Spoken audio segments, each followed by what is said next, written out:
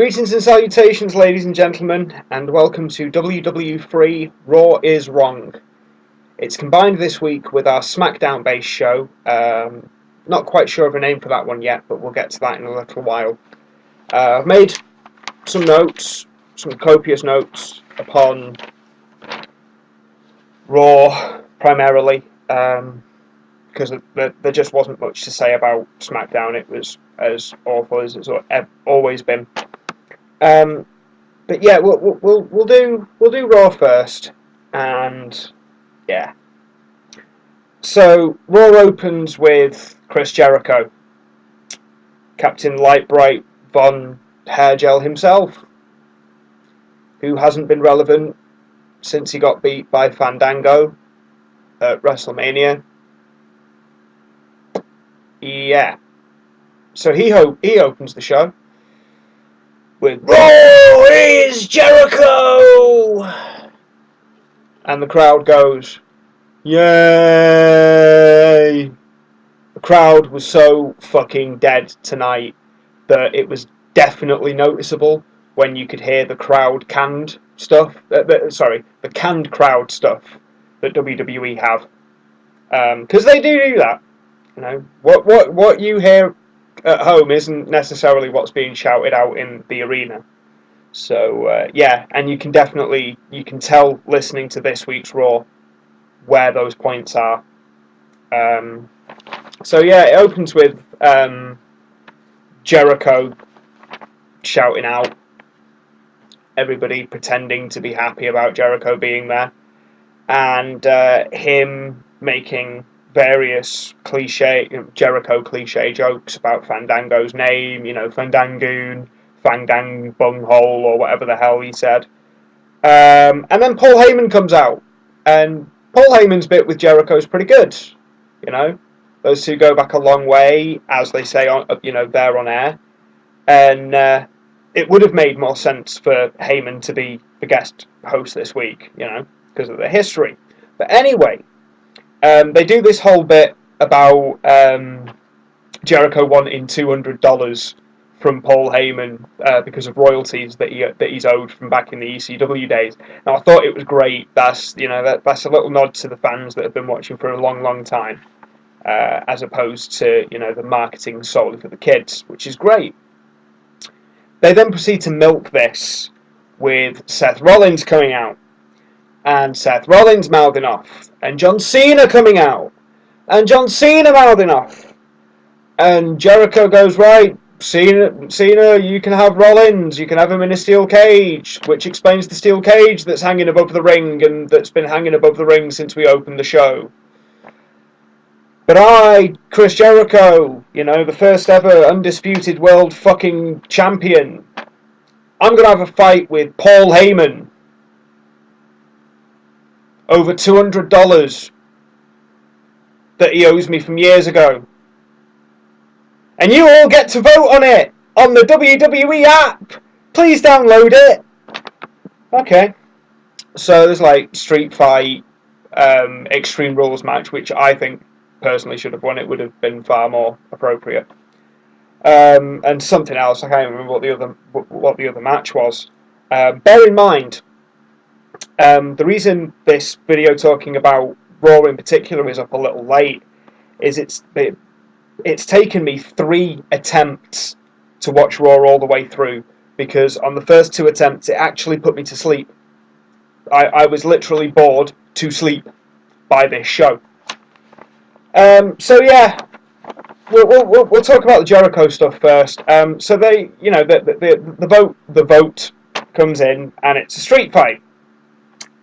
So Paul Heyman comes down to the ring, and he did make a good line. Let me dropping my notes. Let me see if I can find it. Yeah. Whereas we both know I put the Jew in Jiu-Jitsu. Yeah. I nearly choked on laughter then. That was a great line.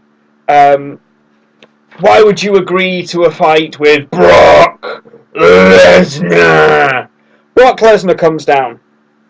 Now, he hits Jericho with one F5. That's it. and then they both both him and Heyman walk away. It makes no sense. The commentary team are blathering on with themselves about how Y2J was dominated by this single move. Would it not have made more sense for Heyman to then get the pin? From a comedy perspective. Or just for, yet another thing for Paul Heyman to come out every week. I am Paul Heyman. My name is Paul Heyman. I am the advocate for Brock Lesnar, who's the one in 21-1. Oh, and also I pinned Y2J last week. It would have made fucking great sense for that to happen. But no. Brock Lesnar comes out, does his Brock Lesnar thing, hits Y2J with a single move, and Y2J is like practically stretchered out of the fucking arena. Why? Why would you do this? Just it makes no sense, no storyline sense. There's nothing to build on from here. There's nothing to work from. Meh. It just makes no fucking sense. Which is my big problem with WWE. They do these things, and they have little kernels, little glimmers of brilliance, and then they just shit it up the wall at 300 mile an hour. Talking of shitting up a wall at 300 mile an hour, Dolph Ziggler, Eric Rowan versus Big Show and Luke Harper. So you put the little guy who moves way too fast with the three big guys who, if they tried to move too fast, would probably fall over and break something. Okay. The match was slow and clunky. For some reason at the end of it, the EMTs were checking Dolph Ziggler. He threw himself, bear in mind himself, over the announce desk, getting at Luke Harper. Big Show wins by knocking out Eric Rowan. Again, this match was just boring as shit. From start to finish, from bell to bell, just boring as shit. And then straight after... King, during the match. Fluffing his lines, man. The King calls a super kick a spin kick. He just seemed a bit confused. Not sure what's going on there. And then in between that and the next match is this little confrontation between Fandango and Y2J, where Y2J is like, yeah, once I deal with Paul Heyman, I'm going to come back here and dance all over your face. If you want your slammy so bad, the guy's right in front of you. Punch him in the mouth, tell his girlfriend, go get my slammy or I'm going to hurt your boyfriend some more. Problem solved. Storyline over. Are they building some stupid feud between Fandango and Y2J? Why? Nobody wants to see fucking Fandango on TV, and nobody wants to see fucking Y2J on TV unless he's fucking wrestling properly. And not dickheads like fucking Fandango and people who aren't actually fucking wrestlers like Paul Heyman. I mean, for Christ's sake, WWE, we don't want to see this. And then we get to the New Day. Kofi Kingston, Big E Langston, and Xavier Woods. Kofi Kingston's alright when he's in the Royal Rumble, because his Incredi spot thing that he does every year. That's pretty cool. But other than that, he's nothing great, he's nothing special. Big E Langston is the same old tired, big, strong guy. He can, punch you in the head and make you fall over. That's his shtick. And then Xavier Woods, who was okay-ish on NXT, but he's not, he's not serious fucking main roster material. And we get to, the ridiculous of Kofi Kingston, quote-unquote, dropping bars. Now, forgive me if I'm being stereotypical here, but I thought black men had rhythm. This was the most god-awful attempt at rapping I've seen since Michael Cole tried to rap against John Cena. This was piss poor. I mean, and then the most interesting thing the New Day have to say is a conversation about Biggie Langston's fucking sweat problem. What? And this is on TV. This is WWE wasting like 10 minutes total because Kofi Kingston is on the commentary team during the New Day's match against Golden Stardust. Forgive me. 5 hours of WWE straight. I needed a beer. I couldn't get through this. I couldn't get through having to talk about this or relive this shit without some alcohol. So, yeah, where was I? Oh yeah, fucking Kofi Kingston on commentary. And JBL's big thing, the moment he gets onto commentary is, why are you so happy? What have you got to hide? Nobody that happy exists. JBL being angry about Kofi Kingston being happy. You're not allowed to be happy because I'm John Bradshaw Layfield and I don't know how to fucking commentate. This has been a common problem with Raw for about, 2 years now? John Bradshaw Layfield. Before that, we had Booker T. Both ex-wrestlers. Neither of them can commentate. They can barely hold together a cohesive sentence. Why? Just why are they on commentary? Bring back JR. Have JR and King do Monday Night Raw. And have Cole and whoever the new guy is on SmackDown do SmackDown. Have it the way it used to be. You know, the great team of good old JR and Jerry the King Lawler. That's what made fucking Raw iconic. Could you imagine Cole calling that moment where Mick Foley comes crashing off the top of Hell in a Cell? Wouldn't sound anywhere near as epic as when JR calls that. Oh my god! He's broken in half! What would have Cole said? Oh, that's vintage Mick Foley falling from a great height.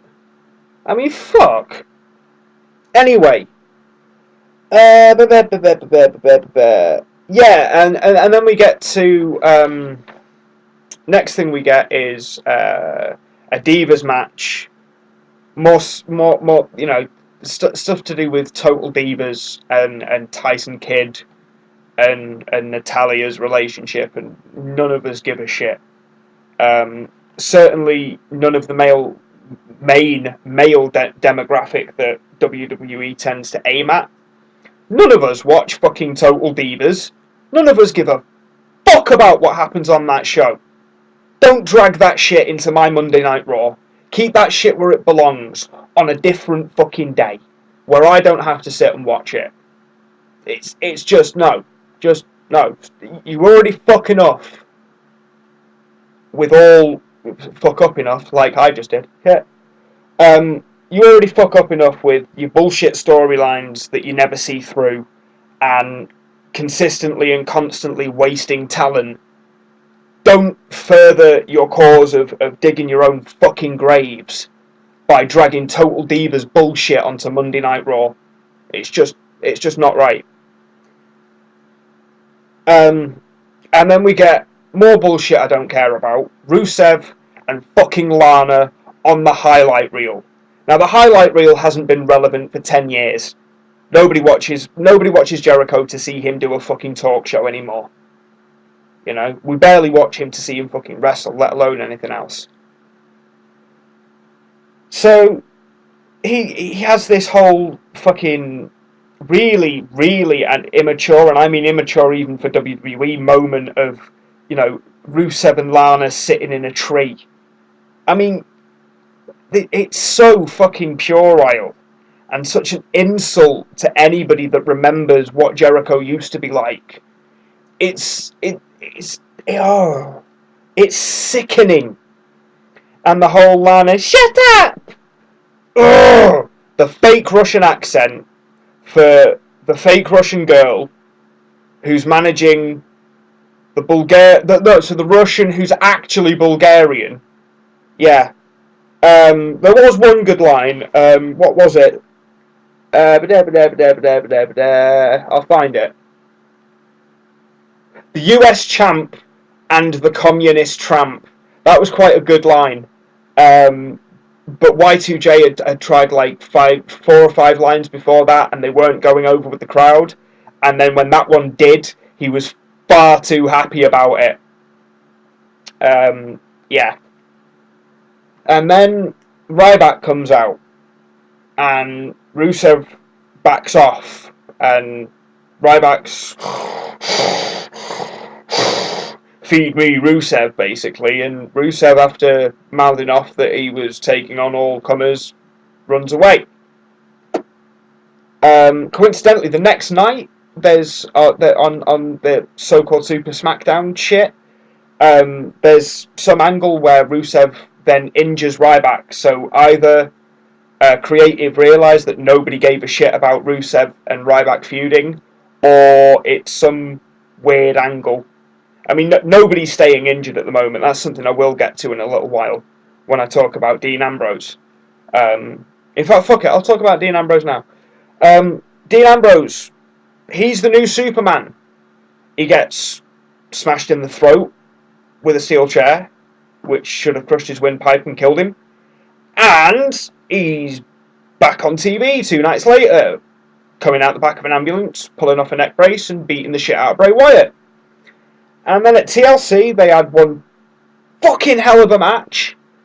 It was brutal, not in a good way. It was brutal because, you know, everybody got hurt.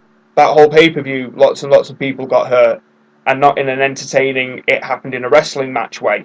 You know, tables not collapsing when they were supposed to, and shit like that.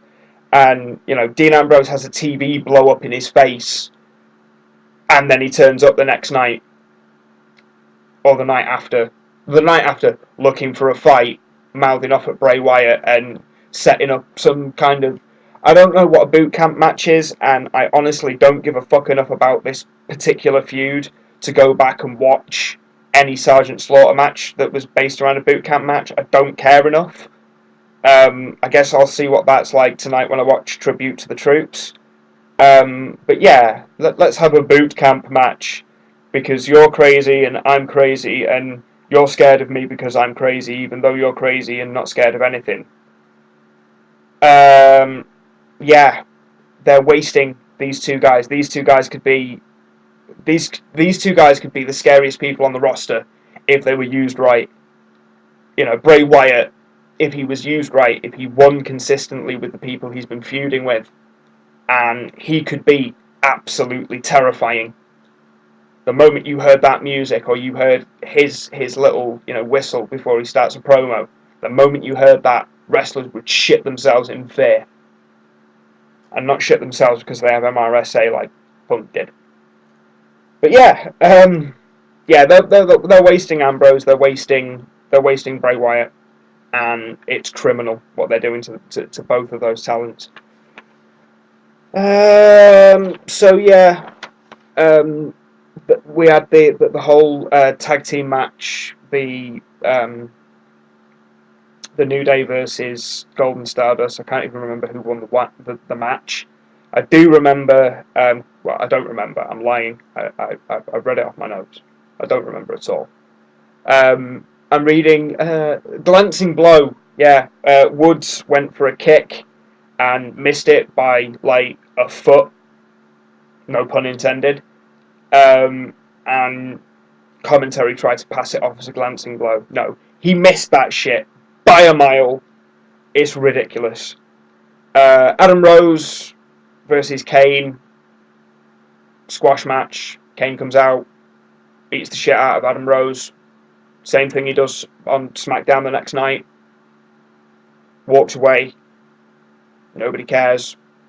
The most anybody cares about the entire encounter is the fact that the guy in the bunny gets tombstoned on both nights. And when you're You know, when the thing people care most about in your match is some guy in a fucking bunny outfit that isn't even wrestling in the match, that says something about where creative is going with you.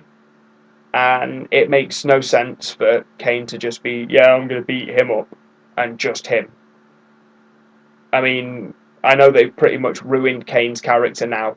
I love Spoonie's nickname for him, that being Citizen Kane. It's genius. But yeah, they've effectively just ruined him. And then to have him attack Adam Rose. I mean, everybody wants to punch that fucker in the face, don't get me wrong.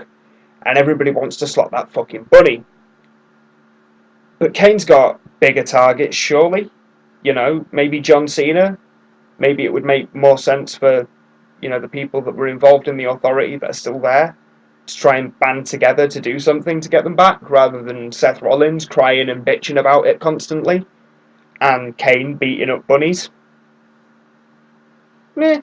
I don't know. I just guess I live in a world where storytelling should be good and ideas should be cool, as opposed to you'll watch this bullshit because there's no other bullshit to watch.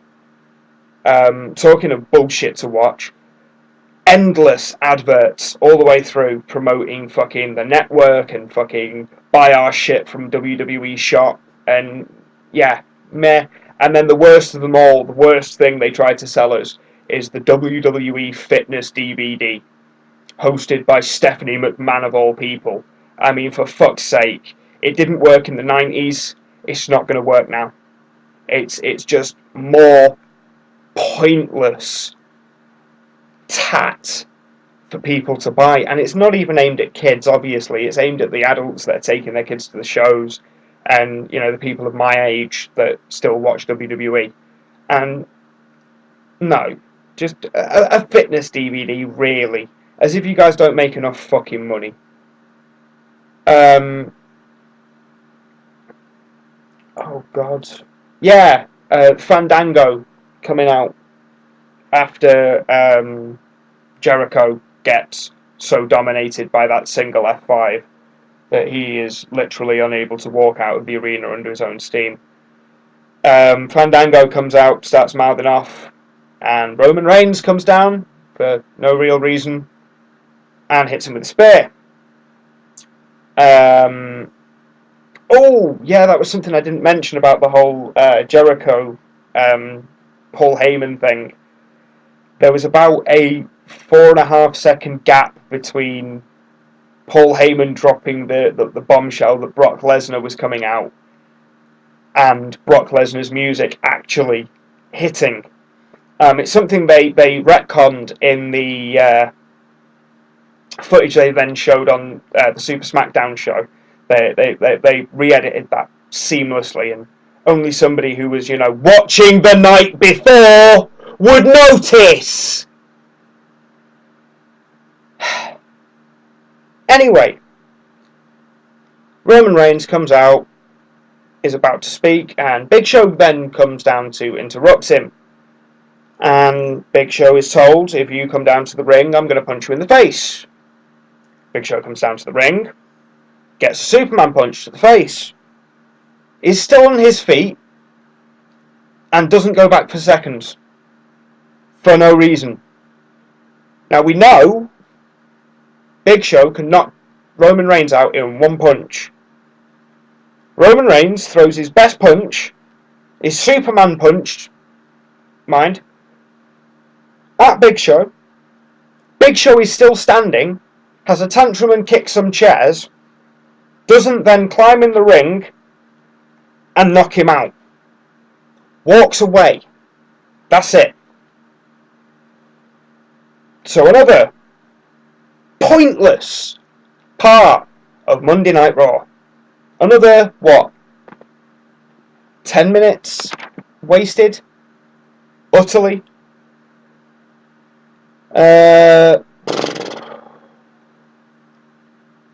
Miz versus Jimmy Uso with this more bullshit. I don't know whether it's to do with Total Divas or not, or what, or whether it's just them trying to fire up a feud in the tag team division. between Miz, Mizdow, and the Usos. But Miz seems to have a rather unhealthy obsession with Jimmy Uso's wife, and of course WWE are milking this for everything they can get it. They can take it for.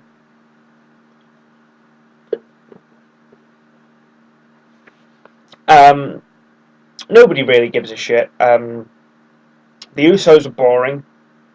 Miz and Mizdow are interesting, but not because of Miz in any way, shape, or form. Just Damien Sandow and his whole stunt double gimmick thing.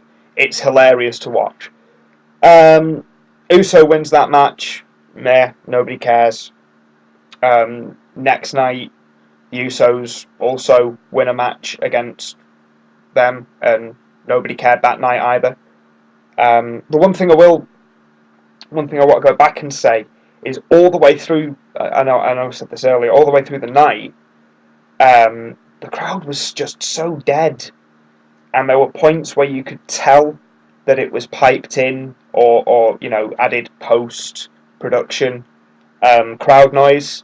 It was and it was so obvious because the crowd noise wasn't matching what was happening with the audience on screen, and it was terrible. It was just an awful show.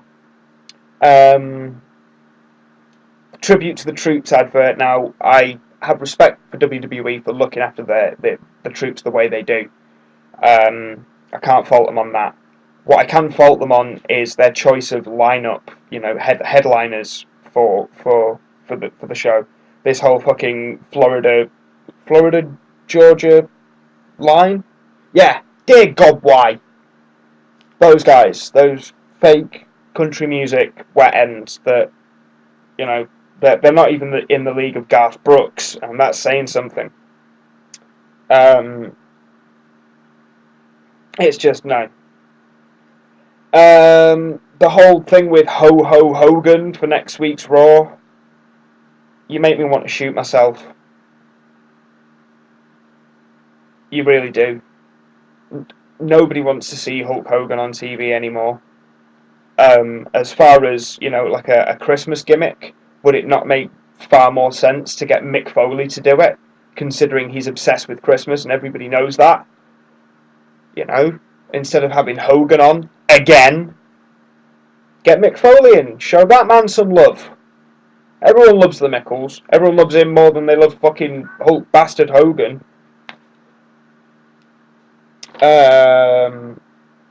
Yeah. I think that's just about everything.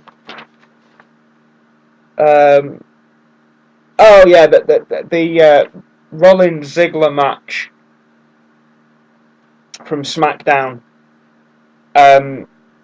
Somebody needs to tell those guys that Epic isn't kicking out of each other's finishes. That just makes you both look shit.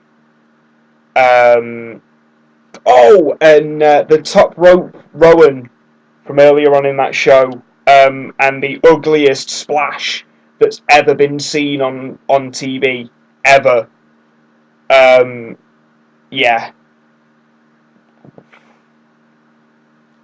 If he'd actually landed that move on the Miz would be dead right now. There would be nothing but a red and pink smear in the rough shape of the Miz left in the ring. Yeah, it just looked awful. And Ziggler and Rollins, it was a okay match, apart from the whole repeatedly kicking out of each other's finishes. And those two has-beens, Joey Mercury and Jamie Noble, constantly interfering in the match. Now that those guys as comic relief are okay once in a while, but the gimmicks got old now, guys. It's just not. They're not funny anymore, and it's been years since either of them have been anywhere close to relevant. So yeah, that's me bitching all about the 5 hours of wrestling that I've watched so far this evening. I've probably got another 2 to 3 hours to watch later on for Tribute to the Troops. I'm not going to live stream that match. If there is, glaring problems with it, I will bring it up. I will do a video on it. If not, I'll leave it well alone because, like I say, I have a little bit of respect for WWE because of the way they treat their troops. So I'll give them that. What I will say is we are going to do a regular show on Smackdown. And whereas the Monday night show is called Raw is Wrong, I don't currently have any great ideas for a title for the SmackDown show. So if you guys have any ideas for it, stick them in the comments below, give us a like, and I'll hopefully see you next time. Bye bye.